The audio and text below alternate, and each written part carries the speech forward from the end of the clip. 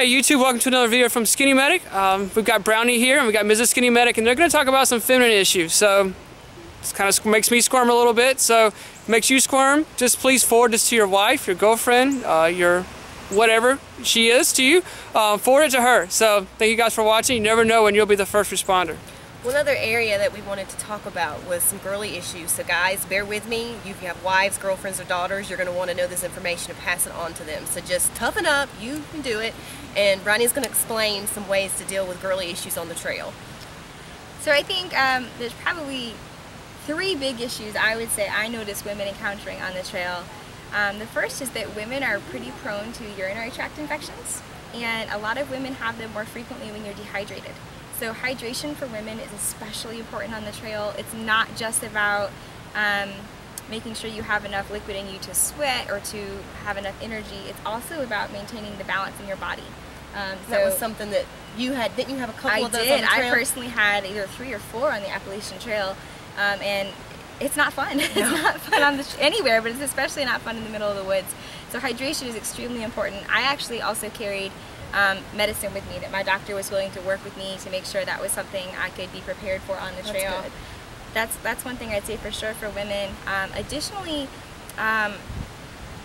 so one thing women deal with all the time is menstrual cycles. They don't stop on the trail for a lot of women. Some they do because you're being so active, but if you're not one of the fortunate where that ceases for you on a long trail, you do have to handle it, and you have to handle it safely. So we know that blood is something animals are attracted to, and you have to be very careful with the way that you dispose of any blood type products. Very honestly, if you're using anything disposable, so something you might use in real life, an actual pad or a tampon, you actually have to pack that out. That cannot be left anywhere in the woods. It's not safe to burn it. So that can get old, carrying those supplies out. So one thing that another woman taught me about is a device called the Keeper, and it's a device you buy once. It honestly kind of looks like a mini plunger, and it's a collection device. It collects the blood, and you empty it just once every 12 hours, they claim. I think 24 is probably sufficient. And it's hygienic. Since your own blood is hygienic, you literally just can empty it, rinse it out with some water, and reuse it. So you use the same thing. I've had the same one for 10 years. So they last a long time, they're durable. They also have the added benefit, because of what they're made of, there's no risk of the toxic shock syndrome, or TSS, that women worry about with other devices for their periods. So that's one thing I found extremely helpful, although maybe awkward for some people to talk about. Women do have to handle this on the trail. We have to prepare for that, even in an emergency situation. If you're going to be out, you're away from your home or trying to get to your home, if you have a wife, a daughter, a sister, you know, you've got family, you want to make sure that they are provided for no matter what time of the month it is. So absolutely.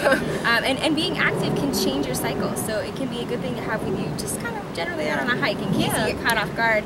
And I guess one other, again, kind of awkward and unique situation for women is moisture can cause problems. And when you're hiking, you're outdoors, you're sweating, and sweat collects on clothing, so it's important to wear, if you're going to wear underwear, to wear it made out of wicking materials, material that will pull moisture away from your skin. Otherwise, hikers are at an increased risk for yeast infections. That's especially miserable out in the woods, so definitely making sure you're choosing a wicking fabric, or quite honestly, a lot of long-distance hikers choose not to wear underwear. And that's true for men and women. It's partially an airflow thing. You're not trapping moisture in delicate or sensitive areas of your body, and you're giving that skin time to dry and heal. For women, a sports bra collects a lot of moisture as well. So you have some problems in those areas with chafing, rashes. Taking the bra off if you can after you're finished hiking for the day is great. Maybe having a dry one to put on, or depending on who you're with or the scenario you're in, not wearing one for a while. And things like powders can help. There are some creams, but just making sure you really let the sensitive parts of your body dry when you can. Thank you very much.